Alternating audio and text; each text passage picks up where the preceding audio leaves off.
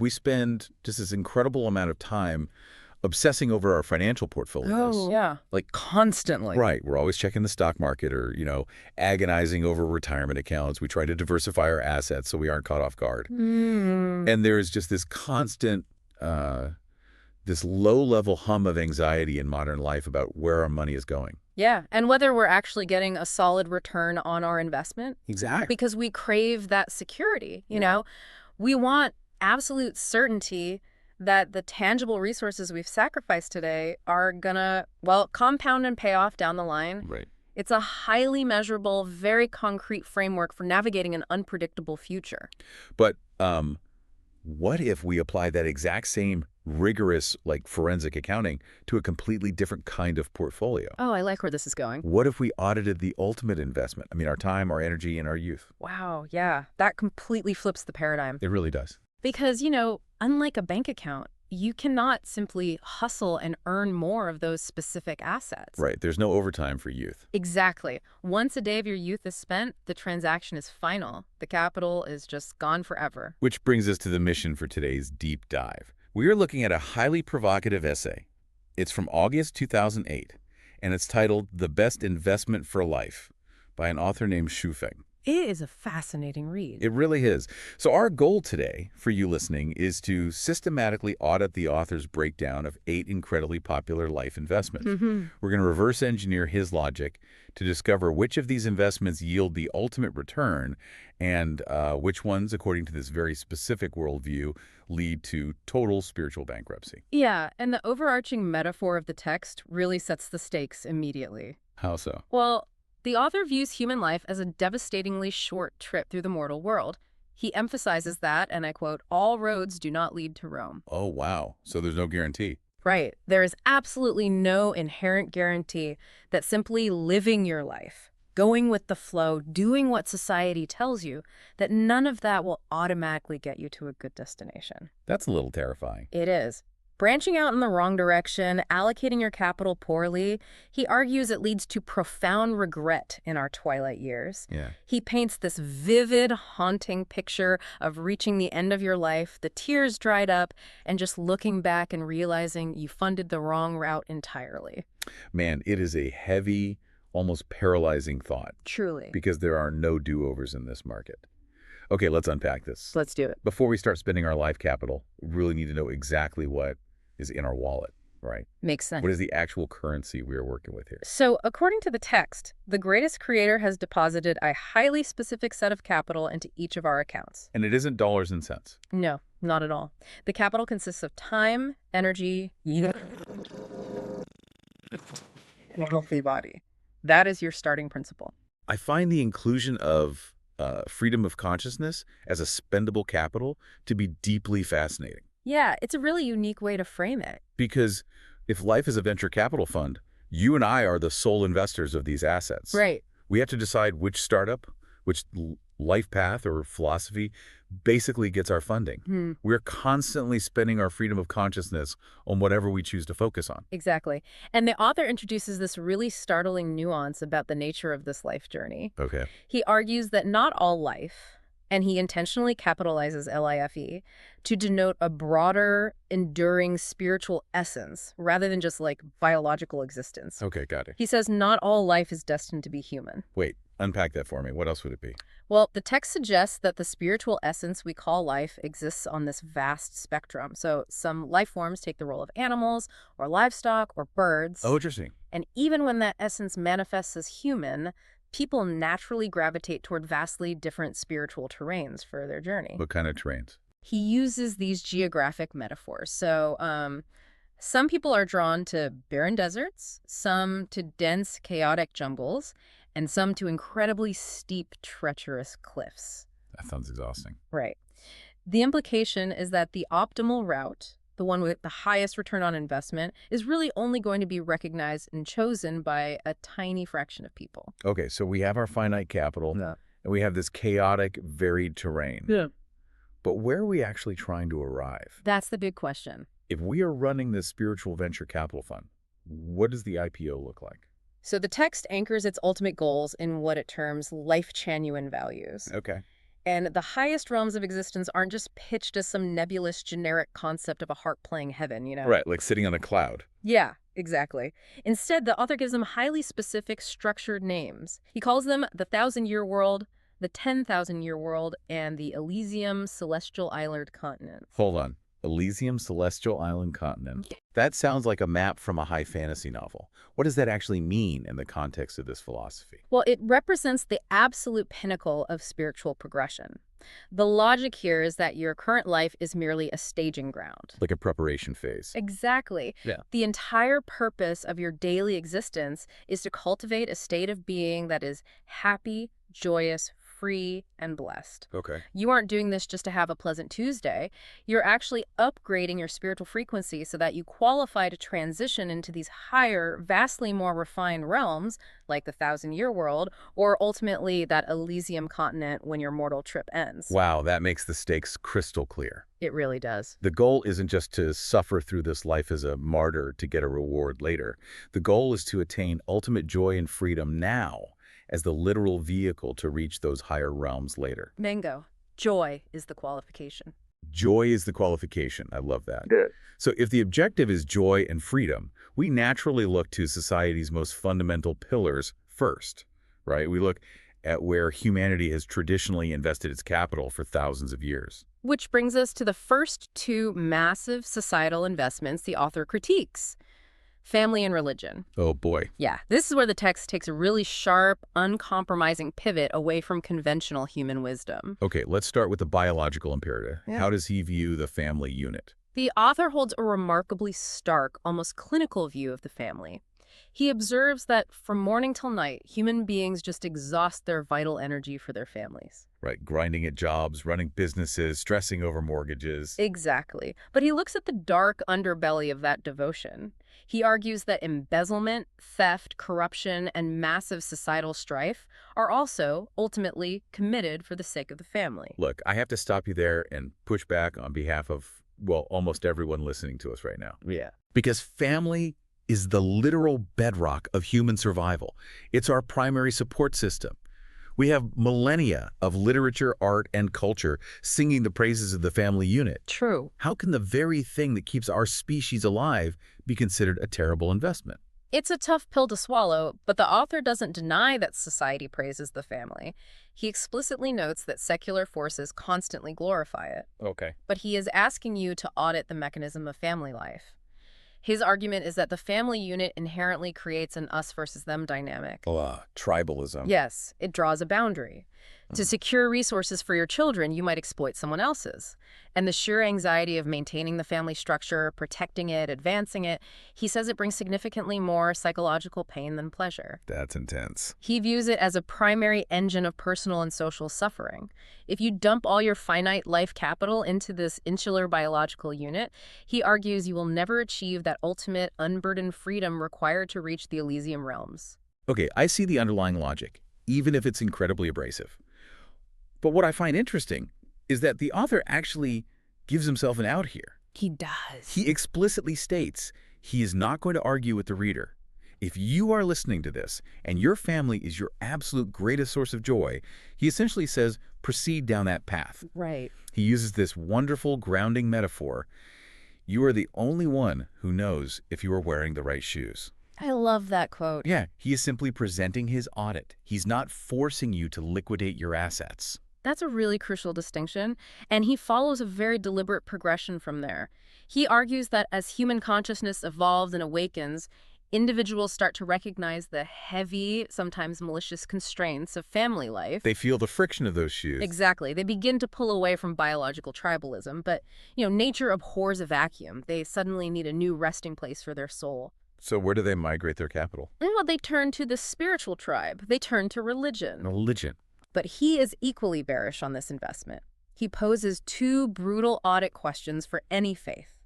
One, can your religion provide a genuinely happy, joyous, free life right now? And two, can it guarantee passage to the ideal spiritual realm? I imagine he thinks the answer is a resounding no. You'd be correct. What is his specific critique of the religious mechanism then? He argues that religion operates on a honeymoon phase. Oh, like a new relationship. Yeah. For the first few years, believers feel immense relief and joy. They have found a community, they have a set of rules, but the author warns that if a person retains their freedom of consciousness, if they genuinely seek truth from observable facts, they will inevitably collide with deep theological contradictions. Because reality is messy and dogma is rigid. And when those two things rub against each other, it creates friction. Friction that eventually destroys the investment. As believers think deeper, they become burdened with unresolved internal conflicts. They realize the text says one thing, but the world demonstrates another. His conclusion is incredibly blunt. He says unless you actively choose to become what he calls a religious gambler, or a fanatic with a confused mind, you simply won't be able to stay in any religion long term while maintaining your intellectual honesty. That phrase, religious gambler, is phenomenal. It really sticks with you. It implies you were just putting all your spiritual chips on a roulette wheel because you were terrified of the existential void, not because you actually believe the math works out. You're betting against the house of reality. And gambling is never a sound investment strategy for your core capital. Definitely not. So if our personal foundational investments, the biological family, and the spiritual religion are structurally flawed according to this text, where do we go next? I had to look bigger. Right. When the micro fails, we usually turn to the macro. We invest in massive societal structures. Let's explore the state, national independence, and politics. This is a big one. And just to pause here for a second, because I know you, the listener, might be raising an eyebrow at this incoming geopolitical take. Let's remember our mission. Yes, very important context. Our goal isn't to validate this author's 2008 political manifesto. We're simply reverse engineering his logic to see how he values life capital. Exactly. And his geopolitical argument is sweeping. When it comes to investing your precious energy into safeguarding the state, the author points out a massive asymmetry in the return on investment. What kind of asymmetry? Well, if you are an authority in power, the existence of the sovereign state is a phenomenal mechanism. It protects your status and your wealth. But for the common people, he argues, the apparatus of the state mostly just extracts their capital and causes suffering. He takes a pretty radical stance and advocates for a single global government, doesn't he? He does. His logic is that borders create friction. A worldwide state would eliminate the massive drain of resources spent on national defense and border disputes, which would directly benefit the common people.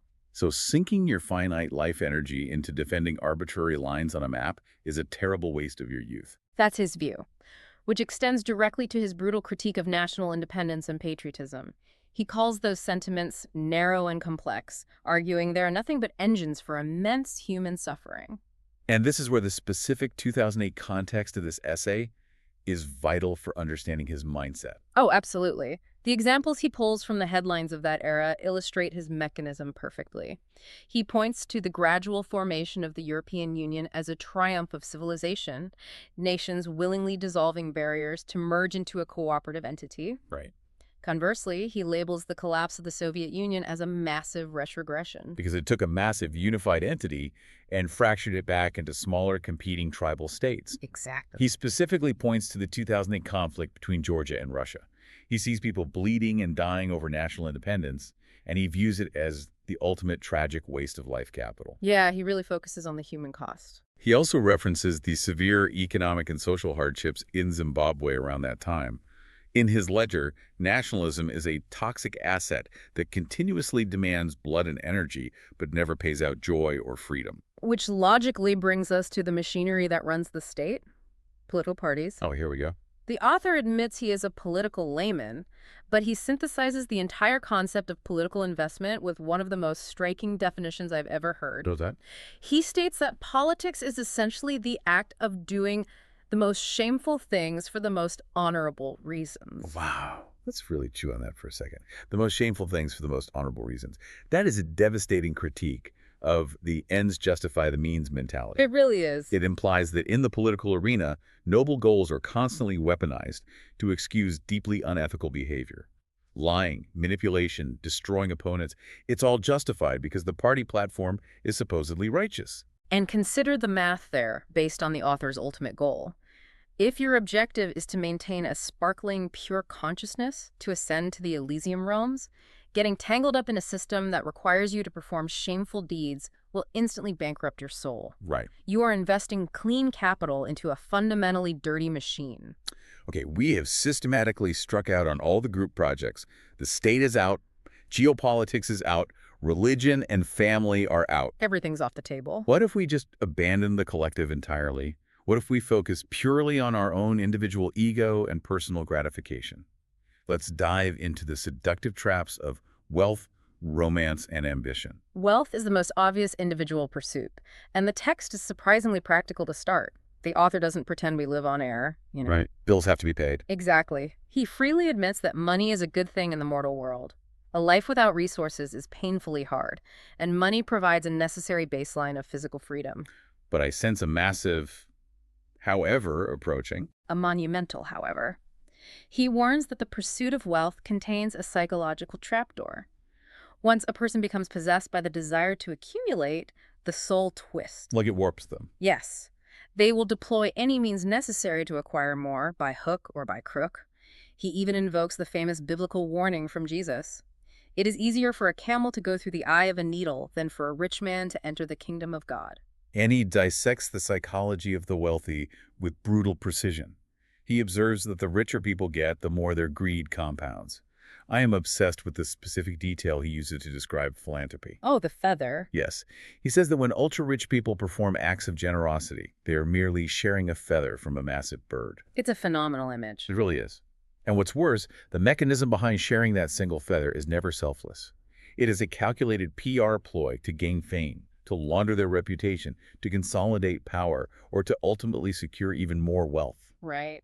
It is an investment designed to yield more earthly capital, completely ignoring the spiritual ledger. So, hoarding wealth turns us into cynical dragons sitting on gold.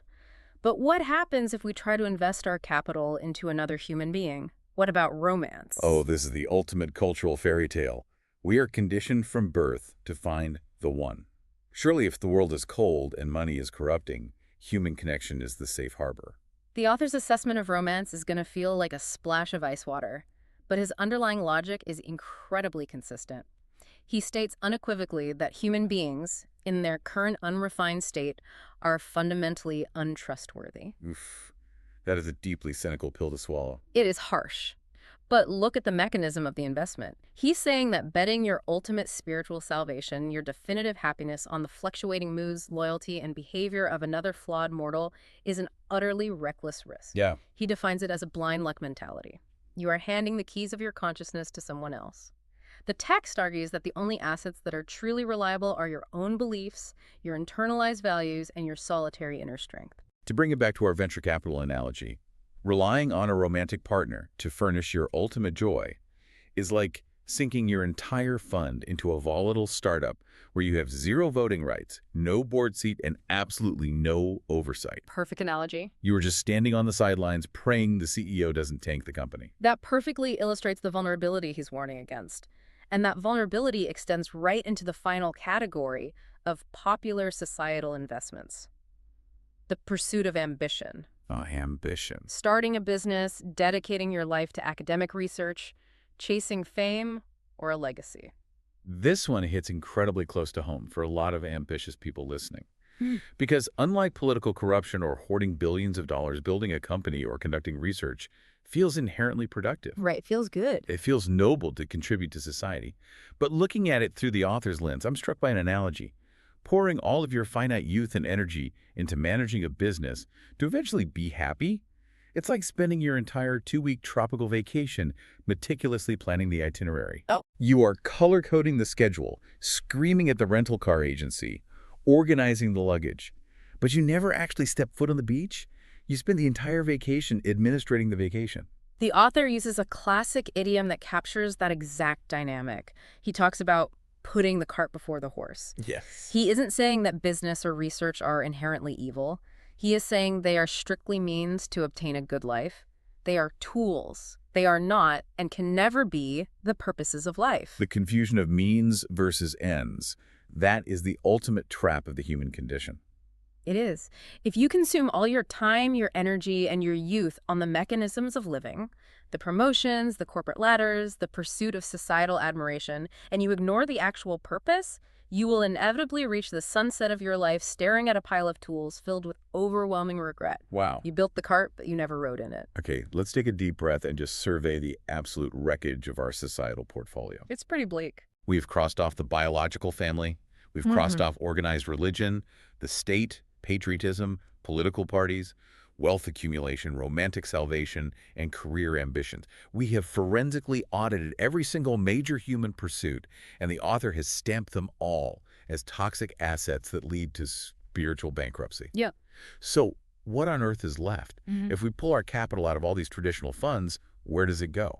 Well, when you liquidate all those false investments, the text concludes with this profoundly beautiful, clarifying metaphor. Let's hear it. The author says that when you systematically clear away all these impurities and societal distractions, what remains of your consciousness is like a pool of pristine water. A pool of water. It naturally sparkles. Because it is finally still and clear, it perfectly reflects the sun, the moon, the stars, and the mountains. So by removing the obsessive need to manage the tools of life, you suddenly have the capacity to actually experience the world. Exactly. The true investment, the single asset class that yields the ultimate dividend, is the direct, unmediated pursuit of the purposes of life. Not the means, the purposes. The direct pursuit of happiness, joy, freedom, and blessing. The goal is to continuously upgrade the quality of your life, capital L, capital I, capital F, capital E, so that when this short mortal trip concludes, your frequency matches those heavenly realms. Yes. You are ready for the 1,000-year world or the Elysium continent because you have already been practicing their core values here on Earth. He is begging the reader to stop treating the administrative tasks of life as the destination. Joy is not a distant byproduct of a perfectly managed career or a flawless family dynamic. Joy is the actual job. That's powerful. Cultivating spiritual freedom is the hard work. That is a staggering shift in perspective. If you take a step back and absorb the sheer scale of the argument we've just navigated, it is a radical manifesto calling for the complete teardown of the standard human playbook. It really asks you to question everything. We are so deeply conditioned from birth to mistake the tools, the money, the societal status, the relationship milestones for the actual goal.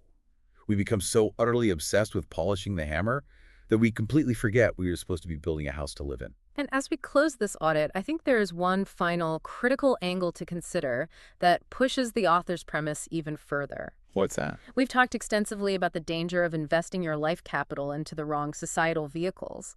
But what if, out of sheer existential fear of making a mistake, you choose not to invest at all? What do you mean, like hoarding the capital? Yes. What happens if you take your time, your youth, and your energy, and you simply stuff them under the mattress? Oh, wow. You avoid the pain of family, you avoid the mess of politics, you avoid the vulnerability of romance, but you don't actively pursue joy either. You just hide. You're just paralyzed. Right. In the financial world, money stuffed under a mattress is slowly destroyed by inflation. I would argue that in the spiritual world, hoarding your life capital out of fear is just another form of profound bankruptcy.